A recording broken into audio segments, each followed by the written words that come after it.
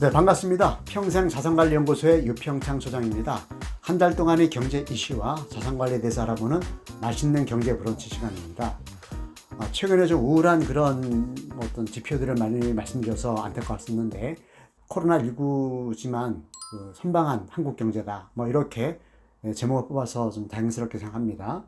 자, 우리나라도 코로나가 재확산이 됐죠. 그래서 사실 많이 좀 어렵고 했었는데, 지난 3분기 7, 8, 9월 실질 GDP 성장률이 1.9%로 증가했다라는 겁니다. 계속 마이너스 성장을 할 줄 알았었는데, 다행스럽게 생산, 소비, 투자 이 세 가지 트리오가 3개월 만에 동반 상승했다라는 겁니다. 이런 배경에는 수출이 개선된 효과가 있었는데, 한번 구체적으로 살펴보겠습니다.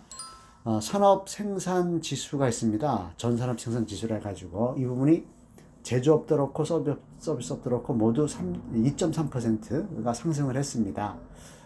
그리고 7월 달에는 이 지표가 0.1%였는데 8월 달에는 살짝 마이너스가 됐어요. 다시 또 증가세가 됐다는 것이 의미가 있고요.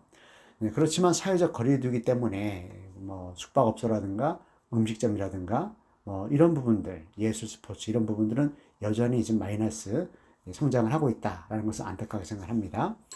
설비 투자도요, 6개월 만에 가장 크게 증가했다라는 것이고요. 소비 동향을 나타내는 소비 판매액 지수도 1.7% 플러스가 되었습니다. 그리고 경기 지표가요, 상당히 좀 좋아졌습니다. 심리적인 지수를 나타내는 그런 부분도 좋아졌고, 동행 및 선행 지수 모두 연속으로 동반 상승했다는 데 의미가 있습니다. 이 부분은 15년 전에 그때 이후에 가장 좋은 그런 모습을 보이고 있는 거고요. 97년도에 IMF 사태 때도 슬기롭게 극복을 했었고요. 또 2008년도 서프라임 때라든가 또 2010년대 초반에 남유럽 사태 이런 부분들도 잘 우리가 극복을 했었죠. 이번에 코로나19도 전 세계에서 가장 모범적으로 극복을 하고 있는 모습입니다. 그 결과 가장 바닥을 치면서 한동안 힘들 줄 알았는데 이제 위드 코로나 시대가 된 것을 좀 느껴보고 있습니다. 즉 코로나와 함께 우리가 성장할 수 있다라는 그런 어떤 새로운 그런 모델 또는 성공 스토리를 한국이 쓸 걸로 이렇게 기대를 해보겠습니다. 7대 경제 지표를 한번 살펴보겠습니다. 경기 지표가요, 소비자 물가 상승률은 0.1% 전년 동월 대비해서 상승했는데 마이너스는 면한 상태다 이렇게 볼 수가 있습니다. 여전히 물가가 낮다. 그러나 소비자 심리지수는요 12.2포인트 올랐습니다. 91.2포인트가 됐어요. 물론 100 이하라서 여전히 안 좋긴 한데 그 전달에 비해서 지난달이 12포인트나 올랐다는 것은 의미가 크고요. 또 BSI 지수 제조업 업황 실적이죠. 이 부분에 대해서도 11포인트가 올랐습니다. 그래서 79포인트.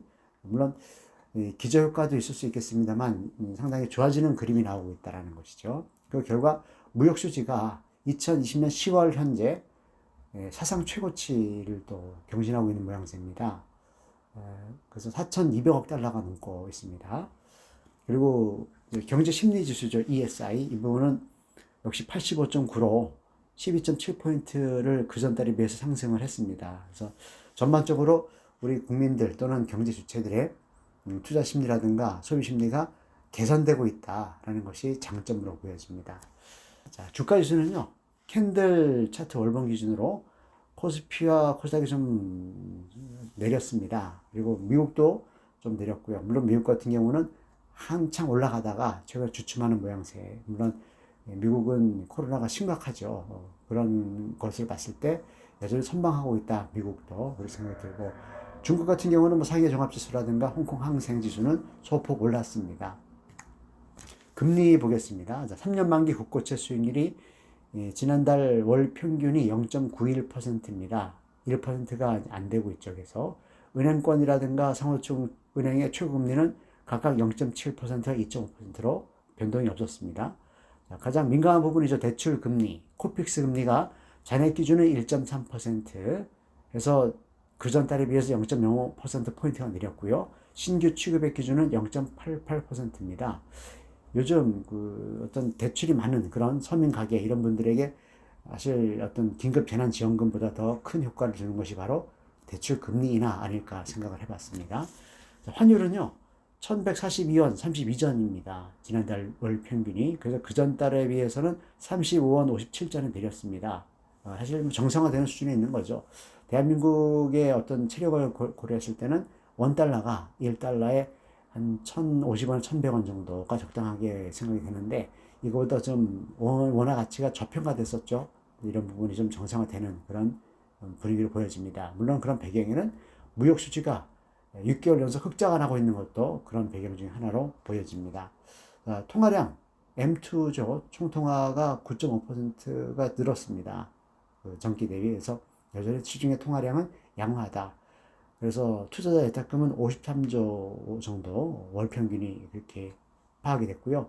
코스피 주식 거래 대금도 10조가 넘고 있습니다. 주식형 펀드 잔액은 계속 내리다가 지난달에는 소폭 올랐습니다. 72조 정도가 되었습니다. 주식형 펀드입니다. 자, 원자재 보겠습니다. 두바이유 같은 경우는 1.15달러가 내렸습니다. 배럴당. 그래서 지난달 평균이 41.74달러. 여전히 새 경기가 안 좋다 보니까 어떤 석유 가격이 하향해서 안정화되고 있다. 이렇게 보겠습니다. 더 내려가지도 않고 올라가지도 않고 이 상태로 유지가 되고 있는 거고요. 국제 금시세는 좀 내렸습니다. 온스당 28.35g이죠. 온스당 1900달러 33센트가 되었습니다. 지난달 평균이요.